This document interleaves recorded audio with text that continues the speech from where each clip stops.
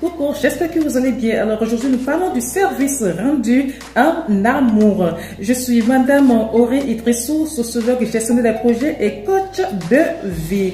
Le 14 dernier, nous étions en train de dire que c'est une belle chose pour les personnes qui n'ont pas le temps de s'offrir, de faire une pause le 14 et de s'exprimer leur amour. Alors nous disions également que le 14 est aujourd'hui qualifié de fête commerciale parce que on a constaté que c'est le jour où les amoureux achètent plus de cadeaux et où ils s'offrent plus de cadeaux. Alors, on a eu à dire, j'ai eu à passer rapidement sur cet aspect-là pour dire que quoi, oui, si aujourd'hui on le compare à une fête commerciale, c'est parce que ce jour, les gens, je me répète, achètent énormément de cadeaux. Mais au-delà, j'aimerais qu'on aille au-delà parce que le cadeau fait partie des langages de l'amour. Il y a dans ce que si je me réfère à Gary Chapman nous dit qu'il n'existe pas de plus haut sommet à atteindre que celui des services. Alors, nous devons comprendre que c'est bien beau d'offrir les cadeaux comme on l'a dit, mais si à côté il n'y a pas ce service rendu là, ce n'est pas au complet. Nous sommes en Afrique et nos familles africaines sont patriarcales. La supériorité des hommes est donnée sur les femmes, ce qui fait d'eux des chefs de famille. Alors, un chef de famille, un bon chef de famille en Afrique, ce n'est pas celui-là qui rend service ouvertement. Laver la vaisselle, essuyer les nacos, essuyer les vitres, nettoyer un meuble, ôter les éclaboussures par-ci, par-là. Voilà en Afrique, lorsque un homme commence à faire ces choses-là, il est qualifié de quelqu'un de charmé. Alors c'est que la famille dit tout de suite que mais cette femme l'a charmé. On dit que c'est pas son rôle, c'est le rôle de la femme. Nous on comprend maintenant que en fait ce n'est rien de tout cela. Lorsque le week-end par exemple le mari à la maison, il peut lui donner un coup de main.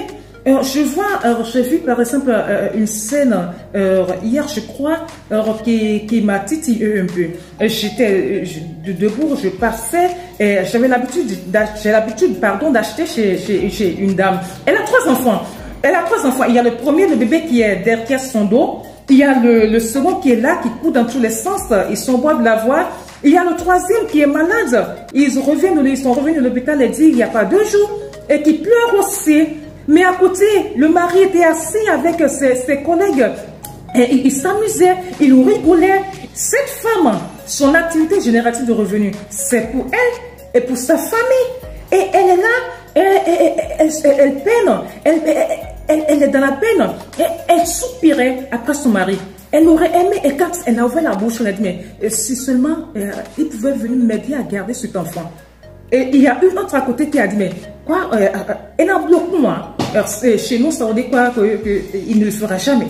Il ne le fera jamais. Vous voyez, une femme pareille, si ce mari rentre, ou bien vient l'aider à prendre son enfant et l'aider à garder l'enfant, ou qu'il rentre à la maison, les bols qui sont à la maison, il essaie de les laver, ou bien il essaie de l'aider à préparer quelque chose à la maison.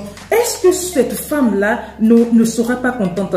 En fait, pour beaucoup de femmes, en fait, ce sont des preuves d'amour. Ça prouve même plus que mon mari, mon homme, même plus que le cadeau.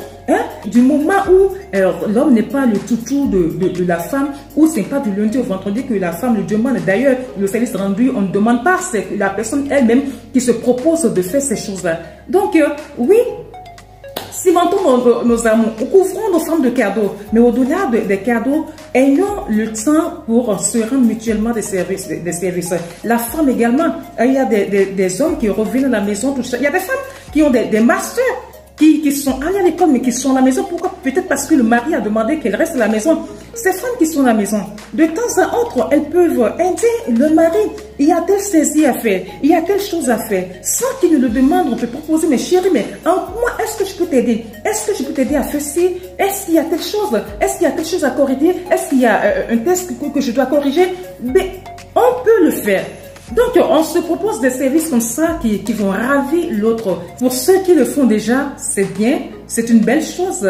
Mais pour ceux qui ont déjà occulté cette partie-là, je vous invite à regarder aussi ce côté-là et votre couple se portera mieux. J'espère que ce petit commentaire sur le service rendu vous aura plu. Bonne journée à vous et que le meilleur vous arrive. Bye!